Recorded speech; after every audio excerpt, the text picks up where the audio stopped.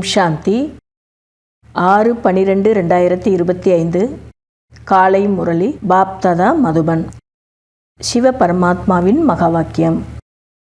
இனிமையான குழந்தைகளே, இந்த சரீரம் என்கிற பொம்மையானது ஆத்மா என்கிற உணர்வுள்ள சைத்தன்ய சாவியின் மூலம் இயங்கிக் கொண்டிருக்கிறது. நீங்கள் தன்னை ஆத்மா என்று நிச்சயம் செய்யும் பொழுது பயமற்றவர்களாக ஆக்கிவிடுவீர்கள். கேள்வி: ஆத்மா சரீரத்துடன் விளையாடி கொண்டே கீழே வந்திருக்கிறது. ஆகையால் அதற்கு என்ன பெயர் கொடுக்கலாம்? பதில்: மரபொம்மை. நாடகத்தில் மரபொம்மைகளின் விளையாட்டு காண்பிப்பது போன்று ஆத்மாக்களாகிய நீங்களும் மரபொம்மைகள் 5000 ஆண்டு காலங்கள் விளையாடி கொண்டே கீழே வந்து விட்டீர்கள். மரபொம்மைகளாகிய உங்களுக்கு மீண்டும் மேலே செல்வதற்கான வழியை காண்பிப்பதற்கு தந்தை வந்திருக்கின்றார். இப்பொழுது நீங்கள் ஸ்ரீமதம் என்கிற சாவியை பயன்படுத்துவதன் மூலம் மேலே சென்று விடுவீர்கள். 5000 வருஷத்தில் கீழே இறங்கி வந்துட்டோம். இப்போ பாபா ஸ்ரீமதங்கிற சாவியை கொடுத்து நம்மளை மீண்டும் மேலே கொண்டு போகிறாரு. பாடல்: கூட்டத்தின் நடுவே உயர்வாய் எரியும் தீபம்.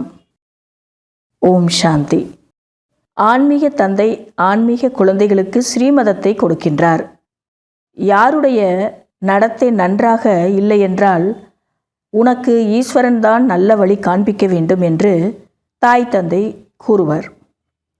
ஆனால் ஈஸ்வரனே உண்மையிலேயே வழி காண்பிப்பார் என்பது அவர்களுக்கு தெரியாது. சும்மா வெறுமனே சொல்லிகிட்டு இருந்தோம், உன்னை கடவுள் தான் திருத்தணும், கடவுள் தான் உனக்கு நல்ல வழி காட்டணும் அப்படின்னு. இப்போ உண்மையிலேயே ஈஸ்வரன் இந்த வழியை காட்டிக்கிட்டு இருக்கிறாருங்கிறது யாருக்கும் தெரியல. இப்பொழுது குழந்தைகளாகிய உங்களுக்கு ஈஸ்வரிய வழி கிடைத்து கொண்டிருக்கிறது.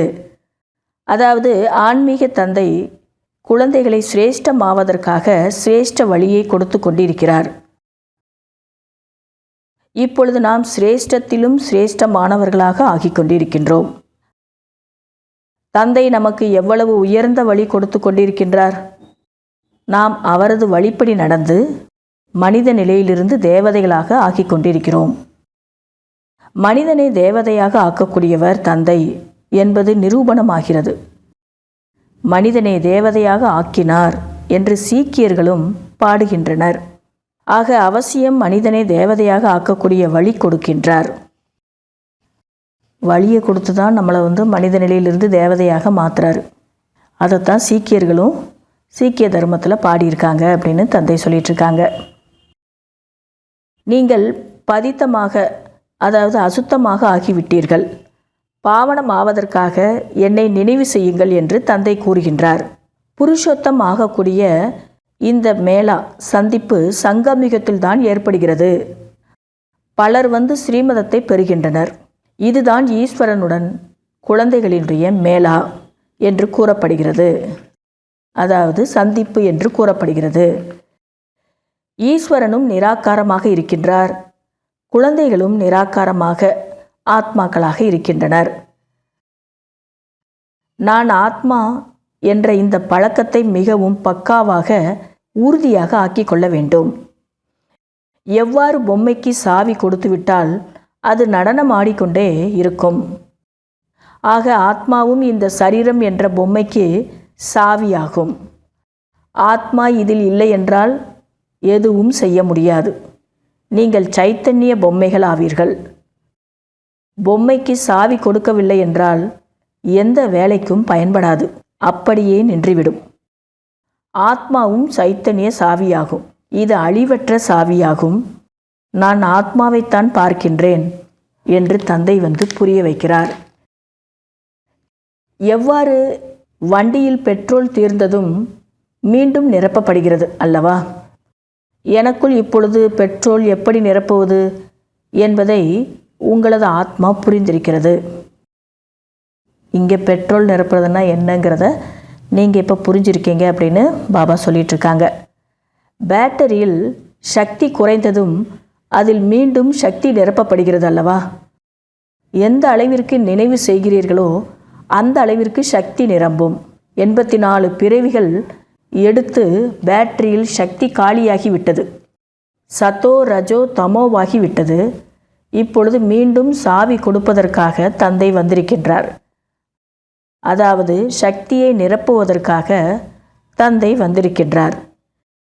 சக்தி இல்லை என்றால் மனிதர்கள் என்னவாக ஆகிவிடுகின்றனர்? இப்பொழுது நினைவின் மூலம்தான் பேட்டரியில் சக்தியை நிரப்ப வேண்டும். இதையோ மனித பேட்டரி என்று கூறலாம். எவ்வாறு நாடகத்தில் மரபொம்மைகளை நடனமாட செய்வர்? ஆத்மாக்களாகிய நீங்களும் இப்பொழுது மரபொம்மைகள் ஆவீர்கள். மேலிருந்து கீழே இறங்கி 5000 ஆண்டு காலங்களில் முற்றிலும் கீழான நிலைக்கு வந்து விட்டீர்கள். பிறகு தந்தை மேலாக அழைத்து செல்கிறார். அவர் மரபொம்மைகளை ஆட்டுவிப்பவர் கூட ஆவார். கீழிறங்கும் கலை, முன்னேறும் கலையின் அர்த்தத்தையும் தந்தை வந்துதான் புரிய வைக்கின்றார். யார் கல்பத்திற்கு முன்பு புரிந்திருந்தார்களோ அவர்கள்தான் புரிந்து கொள்ள முடியும். நீங்கள் எவ்வளவுதான் தலையை உடைத்து கொண்டாலும் அதிகம் புரிந்து கொள்ள மாட்டார்கள். மற்றவங்களுக்கு ஞானம் எவ்வளோ சொன்னாலும் சிலர் புரிஞ்சுக்கிட மாட்டேங்கிறாங்க. அவங்க போன கல்பத்தில் புரிஞ்சுக்கிட்டாதான் புரிஞ்சுக்கிடுவாங்கன்னு பாபா சொல்லிட்டு இருக்காங்க. அனைவருக்கும் ஒரே மாதிரியாகத்தான் தந்தையோ புரிய வைக்கின்றார். எங்கு அமர்ந்திருந்தாலும் தந்தையை நினைவு செய்ய வேண்டும். எதிரில் பிராமணிகள், அதாவது நிமித்தமானவர்கள் இல்லாமல் இருந்தாலும் நினைவில் அமர்ந்திருக்க வேண்டும். கதியில் சிஸ்டர்ஸ் இருந்தாலும் இல்லாட்டாலும் வர்றவங்க பாபாவுடைய நினைவில் இருக்கணும். தந்தையின் நினைவின் மூலம்தான் நமது விக்கர்மங்கள் அழியும் என்பதை அறிவீர்கள். ஆக அப்படிப்பட்ட நினைவில் அமர்ந்து விட வேண்டும். யாரையும் அமர செய்ய வேண்டும் என்ற அவசியமில்லை. சாப்பிட்டாலும் அருந்தினாலும் குளித்தாலும் தந்தையை நினைவு செய்யுங்கள். சிறிது நேரத்தில் வேறு யாராவது எதிரில் அமர்ந்து விடுகின்றனர். அவர்கள் உங்களுக்கு உதவி செய்பவர் என்பது கிடையாது. ஒவ்வொருவரும் அவரவர்களுக்குரிய உதவியை தானே செய்து கொள்ள வேண்டும். இப்படியெல்லாம் செய்யுங்கள், உங்களது புத்தி தெய்வீகமானதாக ஆகிவிடும் என்று ஈஸ்வரன் வழி கூறியிருக்கின்றார். அதாவது கதியில் 1/2 மணி நேரத்துக்கு ஒரு தடவை மாறி மாறி சிஸ்டர்ஸ் உட்காருவாங்க. அதனால் ஒருத்தரை டிபெண்ட் பண்ணிலாம் நம்ம யோகா பண்ணக்கூடாது. நமக்கு நாமே உதவி செஞ்சுக்கணும். ஏன்னா நீங்கள் நினைவு செய்தீங்கன்னா உங்களுடைய விக்ரமங்கள் தான் விநாசம் ஆகும், உங்களுடைய புத்தியும் தெய்வீகமாக ஆகுது அப்படின்னு பாபா சொல்லிகிட்ருக்காங்க. இந்த நேரத்தில் உங்களுக்கு பரமாத்மாவினுடைய ஸ்ரீமதம் கிடைத்து கொண்டு இருக்கிறது. இதனை உலகத்தினர் முற்றிலும் புரிந்து கொள்ளாமல் இருக்கின்றனர். எனது இந்த வழியின் மூலம் நீங்கள் தேவதைகளாக ஆகிவிடுகிறீர்கள். இதைவிட உயர்ந்த விஷயம் வேற எதுவும் கிடையாது என்று தந்தை கூறுகின்றார். அங்கு இந்த ஞானம் இருக்காது. இவ்வாறு நாடகத்தில் உருவாக்கப்பட்டிருக்கிறது. உங்களை புருஷோத்தமர்களாக ஆக்குவதற்கு தந்தை சங்கமயுகத்தில் தான் வருகின்றார். இதன் நினைவு சின்னம்தான் பக்தி மார்க்கத்தில் கொண்டாடுகின்றனர். தசராவையும் கொண்டாடுகின்றனர். எப்பொழுது தந்தை வருகின்றாரோ அப்பொழுது தசரா ஏற்படுகிறது. 5000 ஆண்டிற்கு பிறகு ஒவ்வொரு விஷயமும் திரும்பவும் நடைபெறும். நாம் தந்தையின் மூலம் பிரம்மாவின் வம்சத்தினராக ஆகியிருக்கிறோம். பிறகு சூரிய வம்சம் சந்திர வம்சிகளாக ஆகும் என்பது இப்பொழுது உங்களுடைய புத்தியில் இருக்கிறது. யார் தோல்வி அடைவார்களோ அவர்கள் சந்திர வம்சத்தினராக ஆகிவிடுவார்கள். எந்த விஷயத்தில் தோல்வி அடைவார்கள்? பாபா கேட்குறாங்க. எந்த விஷயத்தில் தோல்வி அடைஞ்சதுனால சத்திரியர்களாக சந்திர வம்சத்தினராக ஆகிறாங்க அவங்க? யோகாவில். ஞானமும் மிக எளிய முறையில் புரிய வைக்கப்படுகிறது. நீங்கள் எப்படி 84 பிறவிகள் எடுக்கிறீர்கள்? இதெல்லாம் ஈஸியாக நமக்கு பாபா புரிய வச்சுட்டாங்க. மனிதர்கள் 84 லட்சம் பிறவிகள் என்று கூறிவிட்டபடியால் எவ்வளவு தூரத்திற்கு சென்று விட்டனர். இப்பொழுது உங்களுக்கு ஈஸ்வரிய வழி கிடைக்கிறது. ஈஸ்வரன் ஒரே ஒரு முறைதான் வருகின்றார். அவரது வழியும் ஒரே ஒரு முறைதான் கிடைக்கின்றது. உயர்ந்ததிலும் உயர்ந்த பகவானின் உயர்ந்த வழி கிடைக்கிறது. இதன் மூலம் நீங்கள் உயர்ந்த பதவி அடைகிறீர்கள். உங்களிடம் யாராவது வருகின்ற பொழுது நீங்கள் ஈஸ்வரிய குழந்தை என்று கூறுங்கள். ஈஸ்வரன் சிவபாபா ஆவார். சிவஜெயந்தியும் கொண்டாடுகிறார்கள். அவர் சத்கதி கொடுக்கும் வள்ளல் ஆவார். தனக்கென்று அவருக்கு சரீரம் கிடையாது. ஆக யார் மூலம் வழி கொடுக்கின்றார்? நீங்களும் ஆத்மாதான். இந்த சரீரத்தின் மூலம் உரையாட செய்கிறீர்கள் அல்லவா? சரீரமின்றி ஆத்மா ஒன்றும் செய்ய முடியாது. இதெல்லாம் புதுசாக வரவங்களுக்கு நம்ம புரிய வைக்கணும் அப்படின்னு தந்தை சொல்கிறாங்க. நிராகார தந்தையும் எப்படி வருவார்? ரதத்தில் தான் வருவார் என்றும் பாடப்பட்டிருக்கிறது. பிறகு சிலர் அவரவருக்கு ஏற்றவாறு இவ்வாறு வருகின்றார், இவ்வாறு வருகின்றார் என்றும் கதையும் உருவாக்கிவிட்டனர். சில பேர் நந்தி மூலமாக காளமாட்டில் வருவார்னு சொல்கிறாங்க, சிலர் குதிரையில் வருவார். இதை போல் தந்தை உதாரணப்படுத்தி சொல்கிறாங்க. திருமூர்த்தியையும் சூட்சுமோதனத்தில் காண்பித்திருக்கின்றனர். இவை அனைத்து சாட்சாத்காரத்திற்கான விஷயம் என்று தந்தை புரிய வைக்கின்றார். மற்றபடி படைப்புகள் அனைத்தும் இங்குதான் நடைபெறும். மேலே காட்சி மட்டும்தான் இருக்குமே தவிர உண்மையிலேயே படைப்புகள் நடைமுறையில் இங்கே தான் நடக்கும், இந்த உலகத்தில் தான் அப்படின்னு தந்தை சொல்லிட்டு இருக்காங்க. ஆக படைப்பவர் தந்தையும் இங்கு வரவேண்டி இருக்கிறது. ஸ்ரீமத் படி நடக்கவில்லை என்றால் சிரேஷ்டத்திலும் சிரேஷ்டமானவர்களாக ஆக முடியாது. யார் புரிந்து கொள்ளவில்லையோ அவர்கள் என்ன பதவி அடைவார்கள்? எந்த அளவிற்கு சேவை செய்கிறீர்களோ அந்த அளவிற்கு உயர்ந்த பதவி அடைவீர்கள். ஒவ்வொரு எலும்பையும் சேவைக்காக கொடுக்க வேண்டும் என்று தந்தை கூறியிருக்கின்றார். ஆல்ரவுண்ட் சேவை செய்ய வேண்டும். தந்தையின் சேவையில் எலும்பை கொடுப்பதற்கும் நாம் தயாராக இருக்கிறோம். பல குழந்தைகள் சேவைக்காக ஏங்கி கொண்டிருக்கின்றனர். இதை மாதிரி சொல்கிறாங்களாம் பாபா கிட்ட. நிறைய பேர் சேவைக்காகவே ஏங்கிக்கிட்டு இருக்கிறாங்க. பாபா எங்களை விடுவித்து விடுங்கள், நாங்கள் சேவையில் ஈடுபட்டு விடுவோம், இதன் மூலம் பலருக்கும் நன்மை ஏற்பட்டுவிடும். முழு உலகமும் பௌதீக சேவை செய்கிறது. அந்த உலகில் ஜாப் பண்ணிகிட்ருக்கிறாங்க. அதன் மூலம் ஏணியில் கீழே இறங்கித்தான் வந்தீர்கள். இப்பொழுது இந்த ஆன்மீக சேவையின் மூலம் முன்னேறும் கலை ஏற்படுகிறது. இன்னார் என்னை விட அதிகம் சேவை செய்கிறார் என்பதை ஒவ்வொருவரும் புரிந்து கொள்ளவும் முடியும். சேவை செய்யும் நல்ல சகோதரிகளும் இருக்கின்றனர். சென்டரையும் கவனிக்கின்றனர். வகுப்பில் வரிசை கிரமமாக அமர்கின்றனர். இங்கோ வரிசை கிரமமாக அமர வைப்பது கிடையாது. அந்த உலகியல் வகுப்பில் வரிசை கிரமமாக அமர வைப்பாங்க. ஆனால் இங்கெல்லாம் அப்படி செய்ய முடியாது. மனம் உடைந்து போவார்கள். புரிந்து கொள்ள முடியும். ஆனால் அவங்கவுங்க புரிஞ்சுக்கிடுவாங்க. ஒருத்தருக்கு ஒருத்தர் என்னென்ன சேவை செய்கிறாங்கங்கிறத அவங்கவுங்க புரிஞ்சுக்கிட முடியும். மற்றபடி இங்கே பாபா அப்படிலாம் அந்த மாதிரியான வரிசை கிரமமாகலாம் அமர வைக்கிறது கிடையாது. சேவை செய்யவில்லை என்றால் அவசியம் பதவியும் குறைந்துவிடும். வரிசை கிரமமான பதவிகள் உள்ளன. ஆனால் அது சுகதாமம், இது துக்கதாமம் ஆகும். கலியுகம் என்பது துக்கதாமம், சத்தியுகம் என்பது சுகதாமம். அங்கும் பதவி இருக்குது, இங்கும் பதவி இருக்குது. அங்கு வியாதிகள் போன்றவைகள் இருக்காது. புத்திக்கு வேலை கொடுக்க வேண்டி இருக்கிறது. இந்த மாதிரி சிந்தனை பண்ணணும். சுகதாமத்திற்கும் துக்கதாமத்திற்கும் என்னென்ன வேறுபாடு இருக்குது அப்படிங்கிறத புத்திக்கு வேலை கொடுக்கணும் அப்படின்னு பாபா சொல்லிட்டு இருக்காங்க. நாம் மிக குறைந்த பதவி அடைவோம். ஏனென்றால் சேவை செய்வதே கிடையாது. சேவையின் மூலம்தான் பதவி அடைய முடியும். தன்னை சோதித்து பார்க்க வேண்டும். ஒவ்வொருவரும் தங்களது மனநிலையை அறிவீர்கள். மம்மா பாபாவும் சேவை செய்து வந்தனர். நல்ல நல்ல குழந்தைகளும் இருக்கின்றனர். இதை போல் நம்ம செக் பண்ணிக்கிட்டே இருக்கணும். நான் பதவி குறைந்த பதவி அடைஞ்சிட்டேன்னா அதுக்கு காரணம் என்ன அப்படின்னா நான் அவ்வளோ சேவை செய்வதில்லை. அதை நீங்கள் திருத்திக்கோங்க, இப்போ சோதனை பண்ணுங்க அப்படின்னு பாபா சொல்லிகிட்ருக்காங்க. சிலர் அர்ப்பணமாகிவிட்டு சேவை செய்யவில்லை என்றால் பதவி குறைந்துவிடும். ஸ்ரீமத் மூலமாக ராஜ்யம் ஸ்தாபனை ஆகி கொண்டிருக்கிறது. இவ்வாறு எப்போதாவது கேள்விப்பட்டிருக்கிறீர்களா? ஸ்ரீமதம் மூலமாக ராஜ்ய ஸ்தாபனை ஆகி கொண்டிருக்கிறது. இந்த மாதிரி வார்த்தையை எங்கேயாவது கேள்விப்பட்டிருக்கிறீங்களா அப்படின்னு பாபா கேட்குறாங்க. அதாவது படிப்பின் மூலம் ராஜ்யம் ஸ்தாபனை ஆகிறது என்று கேள்விப்பட்டிருக்கிறீர்களா? பார்த்திருக்கிறீர்களா? தானம் புண்ணியம் செய்வதன் மூலம் அரச குடும்பத்தில் பிறவி எடுக்க முடியும். இதை நம்ம கேள்விப்பட்டிருக்கிறோம். ஆனால் படிப்பின் மூலம் ராஜ்ய பதவி கிடைத்தது என்று ஒருபொழுதும் எங்கும் கேள்விப்பட்டிருக்க மாட்டீர்கள். இது யாருக்கும் தெரியாத விஷயம். படிப்பால் ராஜ்ய ஸ்தாபனையாகிறது நமக்கு மட்டும்தான் தெரியுமே தவிர வேறு யாருக்கும் தெரியாது.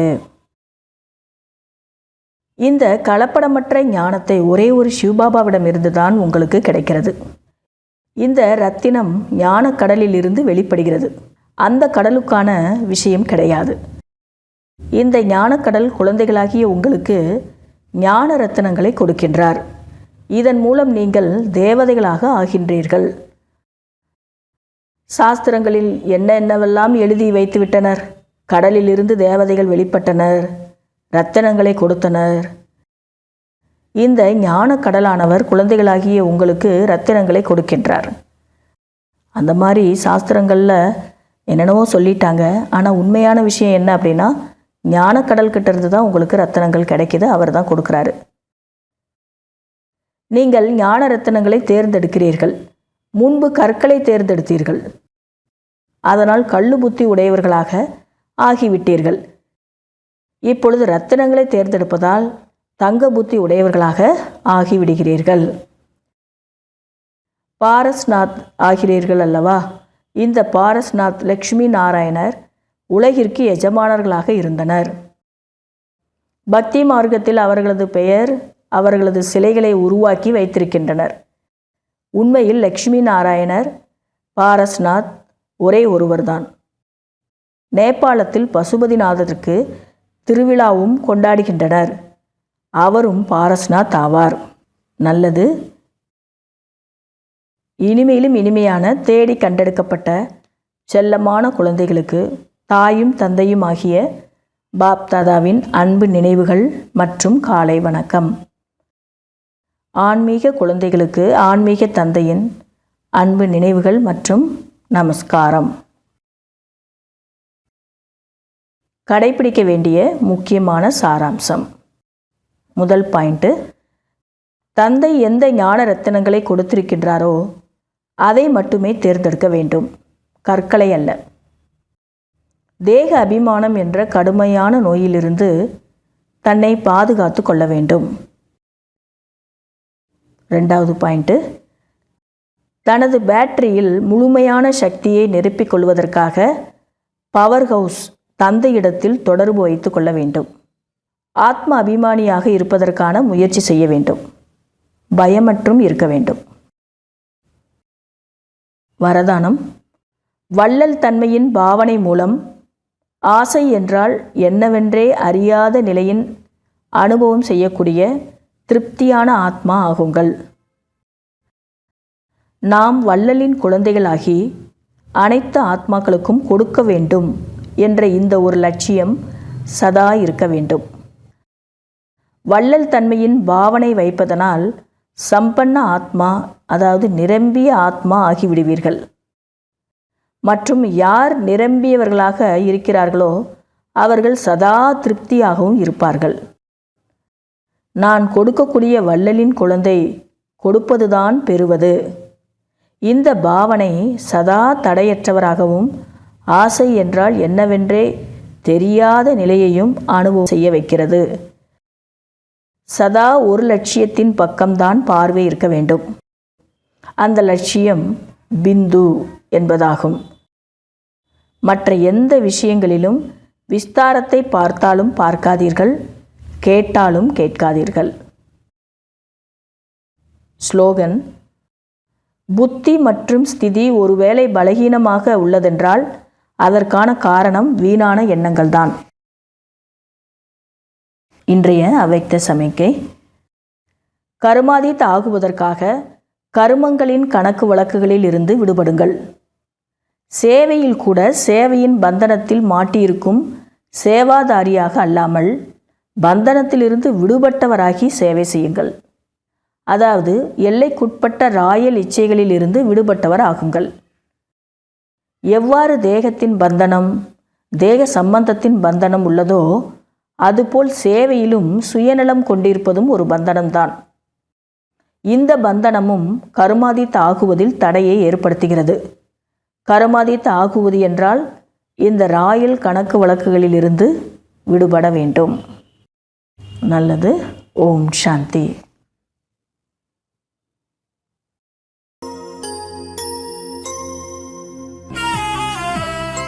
கண் கொண்டு கண்டேன் உன்னை, ஞான கண் கொண்டு கண்டேன் உன்னை, கண் கொண்டு கண்டேன் உன்னை, ஞான கண் கொண்டு கண்டேன் உன்னை. தேனொழுகு எந்தன் முகவரி சொன்னாய், பாலொழுக அன்பு குழந்தாய் என்றாய். மனதின் பாரம் போக்கும் முந்தன் மொழிகள், உள்ளத்தின் சோகம் நீக்கும் ஞான கீதங்கள். கண் கொண்டு கண்டேன் உன்னை, ஞான கண் கொண்டு கண்டேன் உன்னை.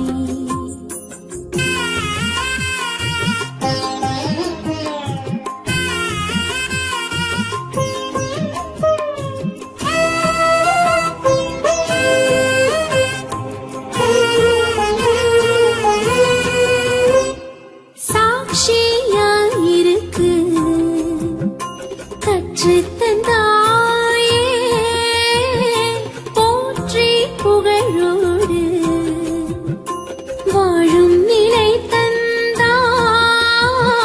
சூட்சும உலகமே நம் இல்லம் என்றாயே, காத்தும் கிடக்கிறாய் எனக்காக நீ, காத்தும் கிடக்கிறாய் எனக்காக அங்கே. நான் வரும் வரை கண் கொண்டு கண்டேன் உன்னை, ஞான கண் கொண்டு கண்டேன் உன்னை, கண் கொண்டு கண்டேன் உன்னை, ஞான கண் கொண்டு கண்டேன் உன்னை. தேனொழுக எந்தன் முகவரி சொன்னாய், பாலொழுக அன்பு குழந்தாய் என்றாய். மனதின் பாரம் போக்கும் முந்தன் மொழிகள், உள்ளத்தின் சோகம் நீக்கும் ஞான கீதங்கள். கண் கொண்டு கண்டேன் உன்னை, ஞான கண் கொண்டு கண்டேன் உன்னை.